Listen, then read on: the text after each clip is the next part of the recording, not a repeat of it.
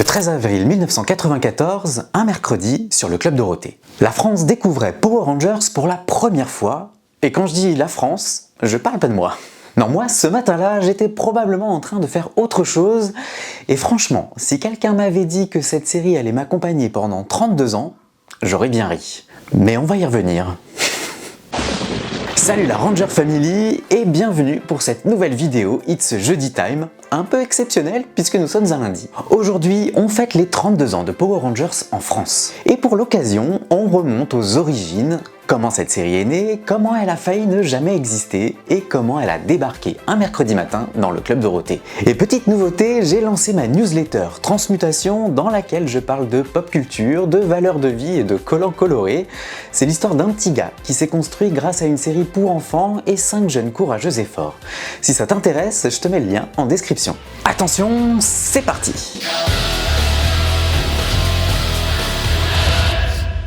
Tout commence au Japon dans les années 70. En 1975, la chaîne TV Asahi et le studio Toei lancent une série qui va tout changer.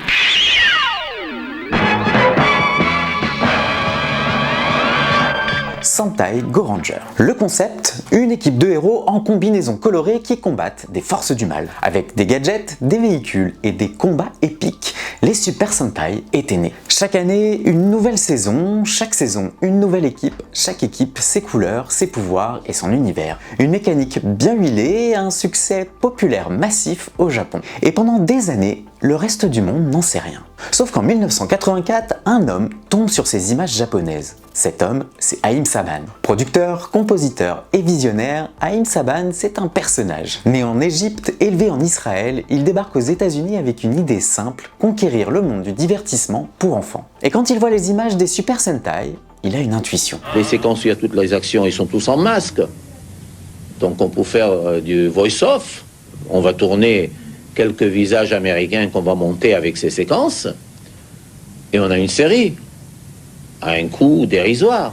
Génial, simple, efficace. Sauf que pendant près de 10 ans, personne n'en veut. Aucune chaîne de télévision, 10 ans de refus, 10 ans à croire en un projet que tout le monde trouve ridicule. Et puis la Fox dit oui. Petite leçon de vie au passage. And I thought it would work because I remembered what it was like to be a kid. And then I thought, what kid wouldn't want to turn into a superhero? La série s'appellera Mighty Morphin Power Rangers en anglais. Un nom bien long pour copier celui d'un dessin animé qui cartonne à l'époque, Teenage Mutant Ninja Turtles. En français, on est allé droit au but avec seulement Power Rangers.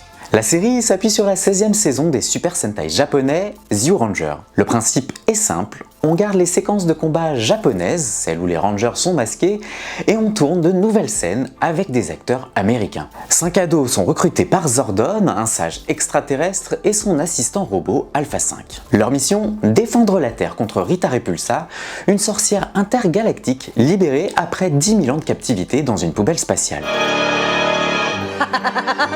L'équipe est formée de jeunes courageux et forts, Jason, le Ranger rouge, Trini, la Ranger jaune, Billy, le Ranger bleu, Zach, le Ranger noir et Kimberly, la Ranger rose. 5 ados, 5 couleurs, 5 Zords. Et le 28 août 1993, Mighty Morphin Power Rangers débarque sur Fox Kids aux États-Unis.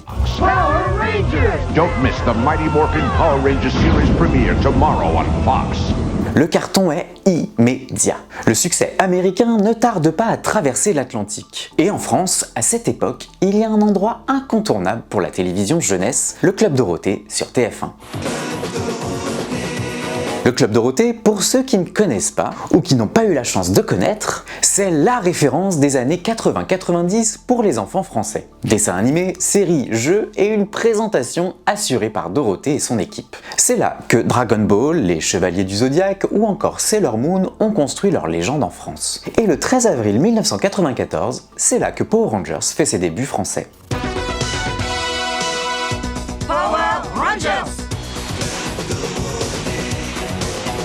Et la réaction du public est aussi fulgurante. En quelques semaines, Power Rangers devient le phénomène de la cour de récré. Parce que Power Rangers, ça n'a pas juste marché, ça a explosé. Les jouets Bandai envahissent les rayons, les cartables, les cahiers, les pyjamas, tout y passe. Le Megazord, ce robot géant formé par l'assemblage des Zords, devient le jouet le plus demandé de Noël en 1994. Et aussi le plus difficile à trouver.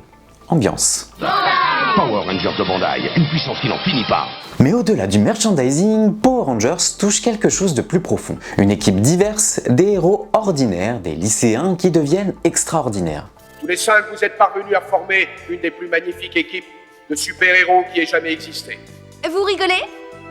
C'est trop!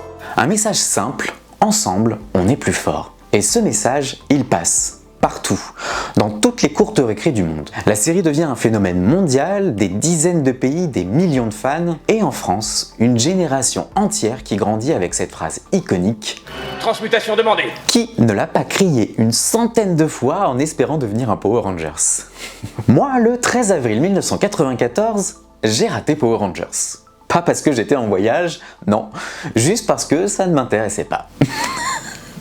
Et pendant quelques semaines, je suis passé complètement à côté du phénomène. Pendant que les cours de récré s'enflammaient, pendant que tout le monde choisissait son ranger préféré, moi j'avais autre chose à faire. Et puis un jour, story time, je sors acheter du pain avec ma mère, et devant la boulangerie, des gamins échangent des autocollants Power Rangers. Ils parlent des personnages, des robots, et là quelque chose se passe. Tu sais, le genre de moment où tu te dis « Attends, c'est quoi ce truc dont tout le monde parle ?» Alors j'ai regardé, sans conviction, en me disant que ça n'allait probablement rien changer. Spoiler, ça a tout changé. Et l'épisode qui a tout déclenché, c'est l'épisode 12, Rocker Ranger. Quand un crapaud croqueur vient dévorer les Rangers. Vous avez eu tort de me provoquer, j'ai encore plus faim. Et là, j'étais conquis définitivement. Et ce n'est même pas une blague. Et 32 ans plus tard, je suis toujours là. 32 ans, c'est ce que représente Power Rangers en France. 32 ans de bataille, de Zords, de transmutation, de méchants et de collants, et des millions de gamins qui ont grandi avec cette série. Et aujourd'hui, certains de ces gamins ont plus de 40 ans, et ils ont des enfants, et ils leur font découvrir Power Rangers à leur tour. La boucle est bouclée. Cool, super cool. Moi, ce que je retiens de ces 32 ans, c'est que Power Rangers n'est pas juste une série. C'est une Madeleine de Proust, c'est un souvenir d'enfance, c'est ce truc qui te ramène immédiatement à une époque, à une émotion. Et c'est exactement pour ça que je fais ce que je fais sur cette chaîne. Si cette vidéo t'a donné envie de revoir un épisode, de replonger dans tes souvenirs ou même de découvrir la série pour la première fois, alors mon travail est fait. Que le pouvoir vous protège. Tu aurais dû m'écouter, avec ces jeunes on n'arrivera à rien. Aïe aïe aïe aïe aïe. Abonne-toi, laisse un commentaire, dis-moi ton premier souvenir Power Rangers et on se retrouve très vite pour une nouvelle vidéo. Allez, salut!